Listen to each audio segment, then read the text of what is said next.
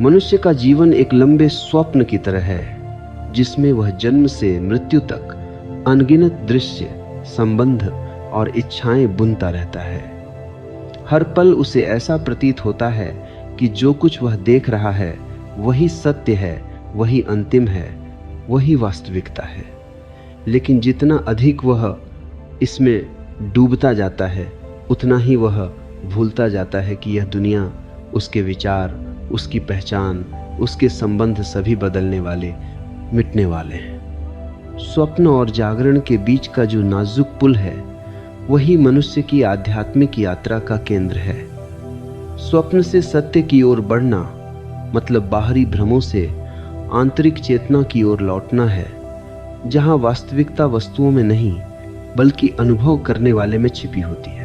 जब बच्चा जन्म लेता है तो वह मन से एकदम स्थिर होता है, उसके अंदर कोई पहचान, कोई मैं नहीं होता। धीरे धीरे संसार उसे सिखाता है कि वह कौन है। उसे नाम मिलता है, रिश्ते मिलते हैं, भाषा मिलती है, अच्छाई बुराई की धारणाएं मिलती हैं, और धीरे धीरे वह इन्हीं धारणाओं में खुद को उलझा लेता है। ठीक वैसे जैसे स्वप्न में व्यक्ति मान लेता है कि स्वप्न में जो कुछ भी घट रहा है वह सच है। स्वप्न में जलता हुआ घर वास्तविक लगता है, स्वप्न में रोना भी असली लगता है, स्वप्न में हंसी भी वास्तविक लगती है। और जब स्वप्न टूटता है तब एहसास होता है कि वह सब कुछ एक चित्र से अधिक कुछ नहीं था। जीवन भी इसी तरह का एक अनुभव है। जब तक चेतना भीतर से जागृत नहीं होती, तब तक मनुष्य स्वप्न में खोया हुआ भटकता रहता है। स्वप्न से सत्य की ओर यात्रा तब शुरू होती है जब मनुष्य यह प्रश्न करना प्रारंभ करता है, मैं वास्तव में कौन हूं? क्या मैं केवल यह शरीर हूं? क्या मैं केवल यह मन हूं? क्या मैं केवल यह नाम हूं जो समाज ने मुझे दिया है? या क्या मेरे अस्तित्व में कुछ ऐसा भी है जो जन्म और मृत्यु के बीच सीमित नहीं? यही प्रश्न मानव इतिहास में हर उस आत्मा की पहली सीढ़ी बना जिसने स्वयं को खोजने की कोशिश की। प्रश्न ही वह दरवाजा है जिसके माध्यम से सत्य की ओर पहला कदम उठता है। जब तक प्रश्न नहीं तब तक खोज नहीं, जब तक खोज नहीं तब तक जागृति नहीं, और जब तक जागृति नहीं तब तक मनुष्य स्वप्नों की ही दुनिया में भटकता रहता है। मन की सबसे बड़ी चाल यही है कि वह स्वप्न को ही सत्य साबित करने की कोशिश करता है। उसे भय है कि यदि मनुष्य मुक्त हो गया, जागृत हो गया, तो मन का अस्तित्व समाप्त हो जाएगा। इसलिए मन हर पल नए स्वप्न पैदा करता रहता है, लक्ष्यों के, इच्छाओं के, उपलब्धियों के, संबंधों के, सुखों के, दुखों के। मनुष्य इन स्वप्नों की दौड़ में इतना मग्न हो जाता है कि वह यह भूल जाता है कि जिस शांति को वह बाहर ढूंढ रहा है, जिसकी तलाश में वह संसार की भीड़ में भाग रहा है, वह शांति उसके भीतर पहले से ही मौन की तरह विद्यमान है। लेकिन वह मौन तब सुनाई देता है जब भीतर की हलचल समाप्त होती है, और भीतर की हलचल तब समाप्त होती है जब मनुष्य खुद को देखने लगता है, अपने विचारों को, अपनी भावनाओं को, अपनी इच्छाओं को। देखने का मतलब दबाना नहीं, रोकना नहीं, बदलना नहीं, सिर्फ साक्षी की तरह देखना। स्वप्न तभी टूटता है जब देखने वाला, अनुभव करने वाला जाग जाता है। जीवन में सत्य का स्पर्श तभी होता है जब मनुष्य अपनी पहचानें, अपने सिद्धांत, अपनी धारणाएं, अपनी स्मृतियां सबको बाहर से देखना शुरू कर देता है। तब उसे पहली बार एहसास होता है कि वह न मन है, न विचार है, न इच्छाएं हैं, वह तो केवल चेतना है, साक्षी है, निरंतर प्रकाश है। यह अनुभव किसी पुस्तक से नहीं मिलता, किसी धर्म से नहीं मिलता, किसी गुरु से भी नहीं मिलता। गुरु केवल दिशा दे सकता है, लेकिन जागना हर व्यक्ति को स्वयं होता है। सत्य भीतर ही है, बाहर कोई सत्य नहीं। बाहर केवल संसार की छवियां, स्मृतियां, धारणाएं, संस्कार रहें। हर व्यक्ति अपने अंदर एक ऐसी ऊंचाई लिए होता है जहां पहुंचकर वह जान सकता है कि जीवन एक स्वप्न जैसा है। उसका शरीर बदलेगा, उसका मन बदलेगा, उसके संबंध बदलेंगे, उसका नाम भी समय के प्रवाह में मिट जाएगा। परंतु चेतना जो भीतर प्रकाश की तरह जल रही है, वही अमर है, वही शाश्वत है, वही सत्य है। यह सत्य शब्दों से नहीं पकड़ा जा सकता, विचारों से नहीं समझा जा सकता, कल्पना से नहीं जाना जा सकता। सत्य को केवल जिया जा सकता है, अनुभव किया जा सकता है। उसी प्रकार जैसे कोई व्यक्ति स्वाद को पढ़कर नहीं जान सकता, उसे चखकर जानता है। मनुष्य जब सत्य की ओर बढ़ता है तो उसका पहला संघर्ष अपने भीतर ही होता है। मन उसे पुराने स्वप्नों की ओर खींचता है, अहंकार की ओर, लालसाओं की ओर, भय की ओर, क्रोध की ओर, मान सम्मान की ओर। मनुष्य इन सब को सत्य समझता है, परंतु अंततः उससे थक जाता है, क्योंकि चाहे वह कितनी भी इच्छाएं पूरी कर ले, कितनी भी ऊंचाइयां छू ले, कितना भी सुख प्राप्त कर ले, एक खालीपन भीतर हमेशा बना रहता है। वही खालीपन यह संकेत है कि जीवन केवल स्वप्न नहीं है, कुछ और भी है, कुछ गहरा, कुछ अनंत, कुछ ऐसा जो समय के परे है। और वही संकेत मनुष्य को सत्य की ओर धकेलता है। बाहरी सुखों से थककर ही मनुष्य भीतर की यात्रा शुरू करता है। सत्य की ओर कदम बढ़ाना सबसे पहले स्वयं को देखने की कला सीखना है। जैसे कोई दर्पण में अपना चेहरा देखता है, वैसे ही व्यक्ति अपनी चेतना के दर्पण में अपने मन को देख सकता है। वह देख सकता है कि क्रोध आता है और जाता है, प्रेम आता है और जाता है, दुख आता है और जाता है, सुख आता है और जाता है, सब कुछ गुजरता रहता है। अगर सब गुजर रहा है तो जो देख रहा है वह क्या है? वही प्रश्न जब भीतर गहराई से उतरता है, तभी सत्य का द्वार खुलता है। देखने वाला ही सत्य है, देखने वाले से अलग कुछ भी शाश्वत नहीं। स्वप्न से सत्य की दिशा में सबसे बड़ा कदम स्वीकार है, स्वयं को स्वीकार करना, अपनी अपूर्णताओं को स्वीकार करना, अपनी भावनाओं को, अपने पिछले घावों को, अपने दोषों को स्वीकार करना। मनुष्य इन्हें जितना दबाता है उतना ही वह स्वप्न में उलझा रहता है। लेकिन जैसे ही वह देखना और स्वीकार करना सीखता है, भीतर से ऊर्जा मुक्त होने लगती है, भीतर स्पष्टता आने लगती है, भीतर मौन गहरा होने लगता है और अंततः वही मौन सत्य का द्वार बन जाता है। मौन में प्रवेश करते ही व्यक्ति महसूस करता है जैसे जीवन पहली बार वास्तविक हो गया हो। वही क्षण है जब स्वप्न टूटना शुरू होता है।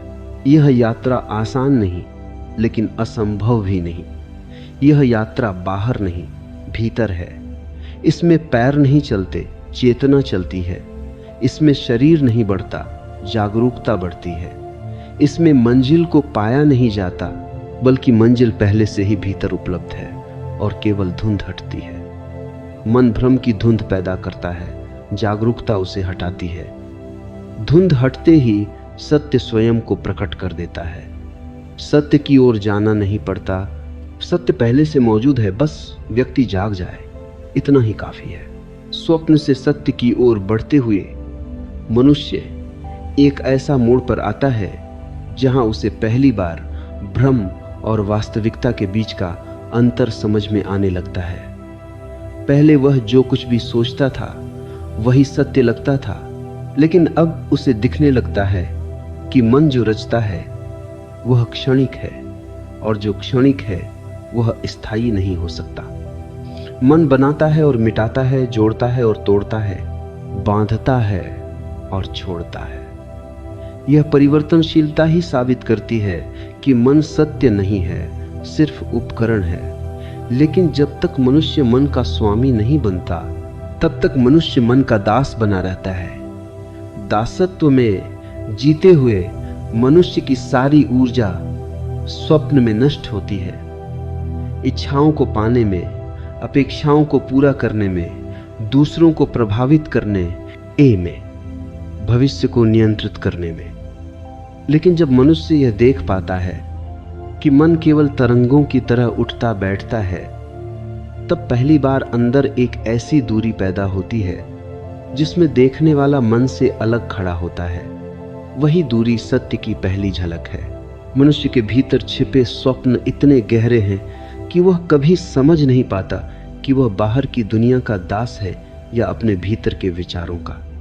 वह मानता है कि दुनिया उसे तकलीफ देती है, लोग उसे दुख देते हैं, परिस्थितियां उसे परेशान करती हैं, लेकिन वास्तविकता यह है कि संसार वही दिखता है जो मन देखना चाहता है। बाहर के रंग हमेशा मन के भीतर की दशा के अनुसार बदलते रहते हैं। अगर भीतर स्वप्न टूटने लगता है तो जीवन शांत दिखाई देने लगता है। अगर भीतर भ्रम भरा है तो जीवन संघर्ष दिखता है। यही कारण है कि सत्य पाने के लिए संसार को बदलना नहीं पड़ता, भीतर के स्वप्नों को बदलना पड़ता है। बाहर के परिवर्तन कभी भी स्थायी शांति नहीं दे सकते, क्योंकि शांति बाहरी नहीं, आंतरिक घटना है। शांति उस क्षण जन्म लेती है जब मनुष्य यह स्वीकार करता है कि जीवन ठीक वैसा ही है जैसा अभी है और उसी में पूर्णता है। स्वप्न छोड़ देना आसान नहीं होता, क्योंकि मनुष्य अपने स्वप्नों से प्रेम करता है। वह अपनी इच्छाओं से आसक्त होता है, अपने दुखों से भी बंधा रहता है, अपनी कल्पनाओं से भी सुख पाता है। उसे लगता है कि उसके पास जो विश्वास है वही उसका अस्तित्व है। लेकिन सत्य में कदम रखते समय पहला त्याग विश्वासों का होता है, पहचान का होता है, अहंकार का होता है। इसलिए सत्य की दिशा कमजोर मन के लिए नहीं है। सत्य साहसी आत्माओं की यात्रा है, वे जो सत्य के लिए स्वयं को खोने का साहस रखते हैं। क्योंकि सत्य तभी मिलता है जब मैं मिट जाता है, और मैं को पकड़े रहना मनुष्य की सबसे प्रिय आदत है। इसीलिए सत्य की शुरुआत टूटन से होती है। भीतर की टूटन, अहंकार की टूटन, पहचान की टूटन। लेकिन यही टूटन मुक्ति का जन्म है। जब मनुष्य भीतर की यात्रा पर आगे बढ़ता है तो उसे खुद की परतें दिखाई देती हैं। सबसे ऊपर की परत इच्छाओं की होती है, जिसे मनुष्य सारे जीवन पूरा करने में लगा रहता है। जब वह स्वीकार कर लेता है कि इच्छाएं अनंत हैं और उनका अंत नहीं, तो वह इस परत को पार कर लेता है। इसके बाद भावनाओं की परत मिलती है, प्रेम, घृणा, भय, लालसा, ईर्ष्या। जब वह देखना सीख लेता है कि भावनाएं आती हैं और चली जाती हैं, तो वह इस परत को भी पार कर लेता है। फिर बचती है विचारों की परत, जहां विचार लगातार आते, घूमते और चले जाते। जब व्यक्ति देख लेता है कि विचार उसका निर्माण नहीं बल्कि आते जाते मेहमान हैं, तब वह विचारों की परत के पार चला जाता है। इसके बाद आती है पहचान की परत। मैं डॉक्टर हूं, मैं गरीब हूं, मैं सफल हूं, मैं असफल हूं, मैं अच्छा हूं, मैं बुरा हूं। जब व्यक्ति देख लेता है कि ये सारी पहचानें समाज द्वारा दी गई हैं और कभी भी समाप्त हो सकती हैं, तब वह इस परत को भी छोड़ देता है, और अंत में जो बचता है वह सिर्फ मौन है, अवचेतन प्रकाश है, शुद्ध चेतना है, वही सत्य है।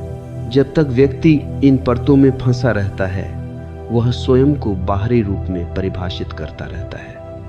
लेकिन जैसे जैसे वह भीतर उतरता है, उसे पता चलता है कि वह शरीर भी नहीं, मन भी नहीं, पहचान भी नहीं। सबसे गहरी जगह वह केवल जागरूकता है। शरीर उम्र के साथ बदलता है, मन परिस्थितियों के साथ बदलता है, पहचान समय के साथ बदलती है, लेकिन जागरूकता वही रहती है। बचपन में जो चेतना थी वही वृद्धावस्था में भी है। वही देखने वाली, अनुभव करने वाली उपस्थिति। यही उपस्थिति अमर है, शाश्वत है। इसे पाया नहीं जाता, इसे पहचाना जाता है, इसे कमाया नहीं जाता, इसे महसूस किया जाता है। यह पहले से ही हर आत्मा में पूर्ण रूप से विद्यमान है। लेकिन स्वप्न की पकड़ में रहने वाला मनुष्य बाहर सत्य खोजता रहता है, धन में, संबंधों में, उपलब्धियों में, पूजा में, भीड़ में, प्रसिद्धि में। और जीवन बार बार उसे यही सिखाता है कि बाहर कुछ भी स्थायी नहीं। जो भी मिलता है वह खोता है, जो भी आता है वह जाता है। लेकिन मनुष्य फिर भी अगले लक्ष्य की तलाश में दौड़ता है, यह आशा करते हुए कि शायद वही आखिरी होगा। यही स्वप्न का चक्र है, कभी पूर्ण नहीं, कभी अंतिम नहीं। और जब मनुष्य इस चक्र में बहुत थक जाता है, तब उसकी समझ धीरे धीरे बदलने लगती है। तब पहली बार वह महसूस करता है कि अगर सुख मिल भी जाए तब भी कुछ अधूरा रहता है। और वही अधूरापन सत्य की देहरी है। वही कहता है कि अभी वह अंत नहीं था, कुछ और है जो मनुष्य को जानना है, और वह कुछ बाहर नहीं, भीतर है। आत्मा की यात्रा में एक समय ऐसा आता है जब मनुष्य सुनसान को पसंद करने लगता है। भीड़ में वह पहले खिलता था, अब शांत हो जाता है। पहले उसे प्रेम की प्यास थी, अब वह प्रेम देने लगता है। पहले वह चाहता था कि उसे समझा जाए, अब वह दूसरों को समझने लगता है। पहले वह अपेक्षा करता था, अब वह आभार महसूस करता है। यह सब इसलिए होता है क्योंकि चेतना बदल रही होती है। स्वप्न फीका पड़ रहा होता है, सत्य धीरे धीरे भीतर आकार ले रहा होता है। व्यक्ति के चेहरे पर वही मुस्कान आती है जो बिना किसी कारण के होती है, ऐसी मुस्कान जो भीतर की पूर्णता से उत्पन्न होती है। ये वही अवस्था है जिसमें कोई साधारण व्यक्ति भी साधु बन जाता है। साधु नहीं क्योंकि उसे दुनिया ने घोषित किया, बल्कि साधु इसलिए क्योंकि वह सत्य की आंच में भीतर से तप चुका होता है। जीवन तब एक उपहार जैसा महसूस होने लगता है। शिकायतों की बजाय कृतज्ञता उभरती है। जो भी है वह पूर्ण है, जो नहीं है वह भी आवश्यक नहीं। हर क्षण में शांति होती है, क्योंकि व्यक्ति जान चुका होता है कि जो भी घट रहा है वह अस्थाई है, और जो अस्थाई है उससे चिपकना पीड़ा है, छोड़ देना स्वतंत्रता है। सत्य में रहने वाला व्यक्ति किसी चीज से भागता नहीं और किसी चीज को पकड़ता नहीं। वह जीवन को बहने देता है, बिल्कुल नदी की तरह। सत्य में जीना मतलब नियंत्रण छोड़ देना नहीं, बल्कि नियंत्रित करने की आवश्यकता समाप्त हो जाना है। जब भीतर स्पष्टता आती है, तब जीव न जैसे स्वयं ही अपनी दिशा में सहजता से बहता है। यह यात्रा निरंतर है, हर क्षण गहराई बढ़ती है, हर क्षण स्वप्न ढीला पड़ता है, हर क्षण सत्य उज्जवल होता है। लेकिन सत्य अंत नहीं है, वह तो शुरुआत है, नई चेतना, नए दृष्टिकोण, नए जीवन की शुरुआत। जब स्वप्न टूट जाता है और सत्य प्रकट हो जाता है, तब व्यक्ति पहली बार जीवित होता है। तब जीवन संघर्ष नहीं, उत्सव बन जाता है। तब मौन शब्दों से अधिक बोलता है। तब भीतर और बाहर एक हो जाते हैं। तब व्यक्ति इंसान नहीं, अनुभव बन जाता है, अनुभूति बन जाता है, अस्तित्व बन जाता है।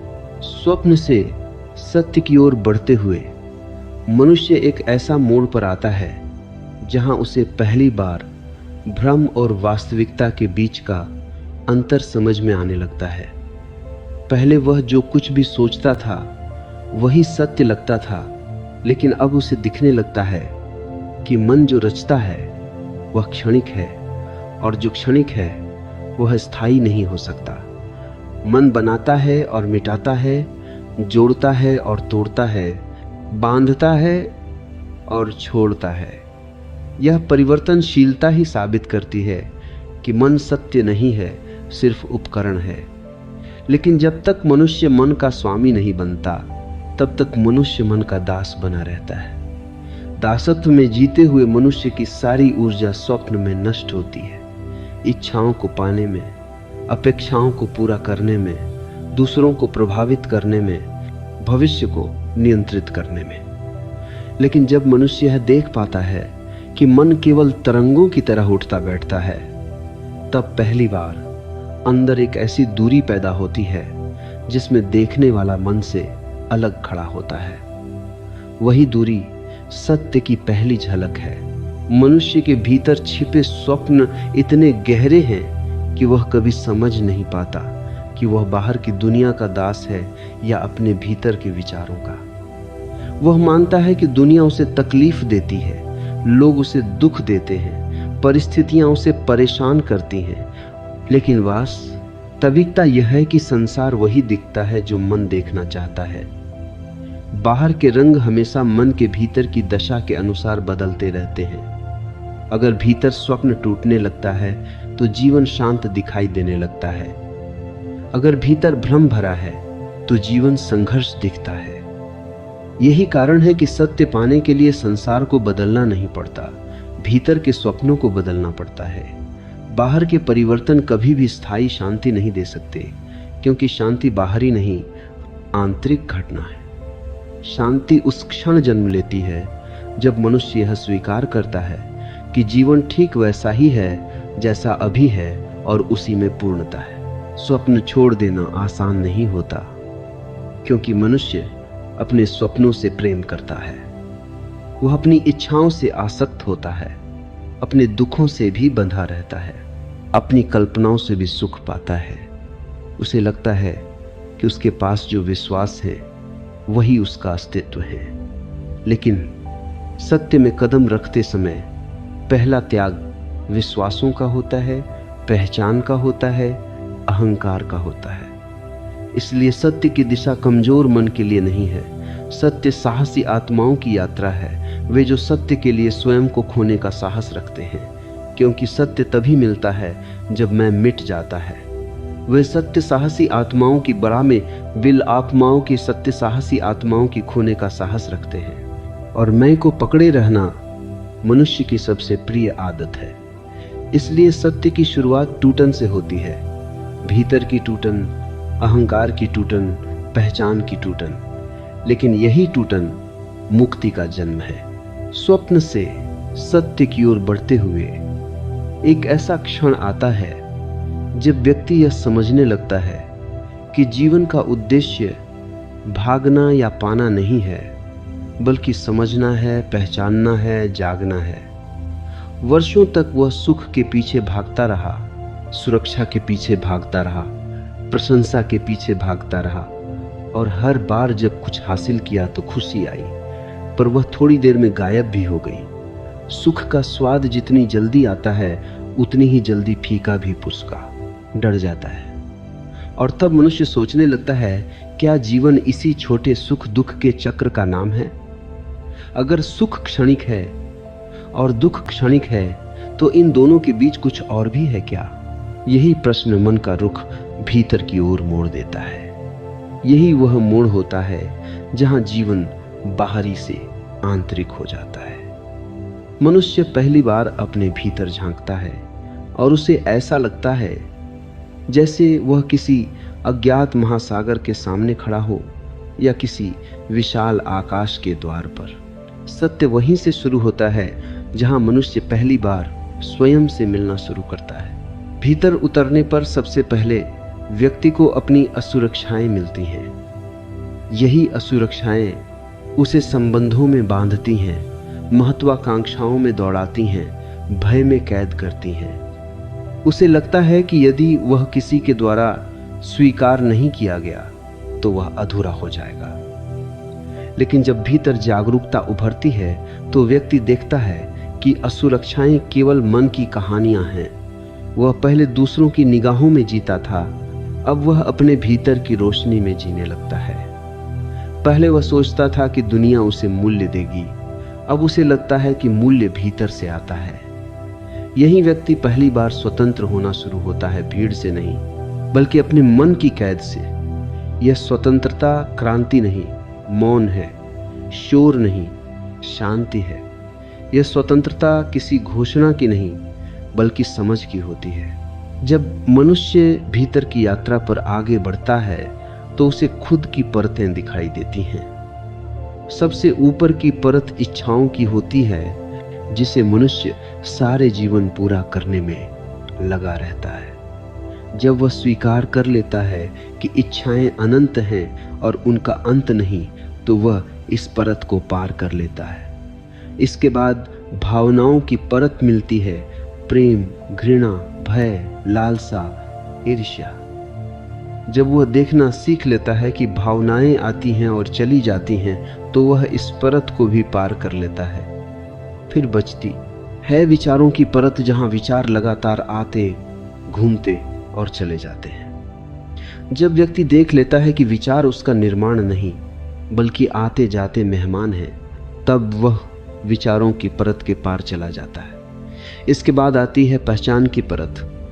मैं डॉक्टर हूँ, मैं गरीब हूँ, मैं सफल हूँ, मैं असफल हूँ, मैं अच्छा हूँ, मैं बुरा हूँ। जब व्यक्ति देख लेता है कि ये सारी पहचानें समाज द्वारा दी गई हैं और कभी भी समाप्त हो सकती हैं, तब वह इस परत को भी छोड़ देता है और अंत में जो बचता है वह सिर्फ मौन है, अवचेतन प्रकाश है, शुद्ध चेतना है, वही सत्य है। जब तक व्यक्ति इन परतों में फंसा रहता है, वह स्वयं को बाहरी रूप में परिभाषित करता रहता है, लेकिन जैसे जैसे वह भीतर उतरता है, उसे पता चलता है कि वह शरीर भी नहीं, मन भी नहीं, पहचान भी नहीं, सबसे गहरी जगह वह केवल जागरूकता है। शरीर उम्र के साथ बदलता है, मन परिस्थितियों के साथ बदलता है, पहचान समय के साथ बदलती है, लेकिन जागरूकता वही रहती है। बचपन में जो चेतना थी वही वृद्धावस्था में भी है, वही देखने वाली, अनुभव करने वाली उपस्थिति। यही उपस्थिति अमर है, शाश्वत है। इसे पाया नहीं जाता, इसे पहचाना जाता है, इसे कमाया नहीं जाता, इसे महसूस किया जाता है। यह पहले से ही हर आत्मा में पूर्ण रूप से विद्यमान है, लेकिन स्वप्न की पकड़ में रहने वाला मनुष्य बाहर सत्य खोजता रहता है। धन में, संबंधों में, उपलब्धियों में, पूजा में, भीड़ में, प्रसिद्धि में। और जीवन बार बार उसे यही सिखाता है कि बाहर कुछ भी स्थायी नहीं, जो भी मिलता है वह खोता है, जो भी आता है वह जाता है। लेकिन मनुष्य फिर भी अगले लक्ष्य की तलाश में दौड़ता है, यह आशा करते हुए कि शायद वही आखिरी होगा। यही स्वप्न का चक्र है, कभी पूर्ण नहीं, कभी अंतिम नहीं। और जब मनुष्य इस चक्र में बहुत थक जाता है, तब उसकी समझ धीरे धीरे बदलने लगती है। तब पहली बार वह महसूस करता है कि अगर सुख मिल भी जाए तब भी कुछ अधूरा रहता है, और वही अधूरापन सत्य की देहरी है। वही कहता है कि अभी वह अंत नहीं था, कुछ और है जो मनुष्य को जानना है, और वह कुछ बाहर नहीं, भीतर है। आत्मा की यात्रा में एक समय ऐसा आता है जब मनुष्य सुनसान को पसंद करने लगता है। भीड़ में वह पहले खिलता था, अब शांत हो जाता है। पहले उसे प्रेम की प्यास थी, अब वह प्रेम देने लगता है। पहले वह चाहता था कि उसे समझा जाए, अब वह दूसरों को समझने लगता है। पहले वह अपेक्षा करता था, अब वह आभार महसूस करता है। यह सब इसलिए होता है क्योंकि चेतना बदल रही होती है, स्वप्न फीका पड़ रहा होता है, सत्य धीरे धीरे भीतर आकार ले रहा होता है। व्यक्ति के चेहरे पर वही मुस्कान आती है जो बिना किसी कारण के होती है, ऐसी मुस्कान जो भीतर की पूर्णता से उत्पन्न होती है। यह वही अवस्था है जिसमें कोई साधारण व्यक्ति भी साधु बन जाता है। साधु नहीं क्योंकि उसे दुनिया ने घोषित किया, बल्कि साधु इसलिए क्योंकि वह सत्य की आंच में भीतर से तप चुका होता है। जीवन तब एक उपहार जैसा महसूस होने लगता है। शिकायतों की बजाय कृतज्ञता उभरती है। जो भी है वह पूर्ण है, जो नहीं है वह भी आवश्यक नहीं। हर क्षण में शांति होती है, क्योंकि व्यक्ति जान चुका होता है कि जो भी घट रहा है वह अस्थायी है, और जो अस्थायी है उससे चिपकना पीड़ा है, छोड़ देना स्वतंत्रता है। सत्य में रहने वाला व्यक्ति किसी चीज से भागता नहीं और किसी चीज को पकड़ता नहीं। वह जीवन को बहने देता है, बिल्कुल नदी की तरह। सत्य में जीना मतलब नियंत्रण छोड़ देना नहीं, बल्कि नियंत्रित करने की आवश्यकता समाप्त हो जाना है। जब भीतर स्पष्टता आती है, तब जीवन जैसे स्वयं ही अपनी दिशा में सहजता से बहता है। यह यात्रा निरंतर है, हर क्षण गहराई बढ़ती है, हर क्षण स्वप्न ढीला पड़ता है, हर क्षण सत्य उज्जवल होता है। लेकिन सत्य अंत नहीं है, वह तो शुरुआत है नई चेतना, नए दृष्टिकोण, नए जीवन की शुरुआत। जब स्वप्न टूट जाता है और सत्य प्रकट हो जाता है, तब व्यक्ति पहली बार जीवित होता है।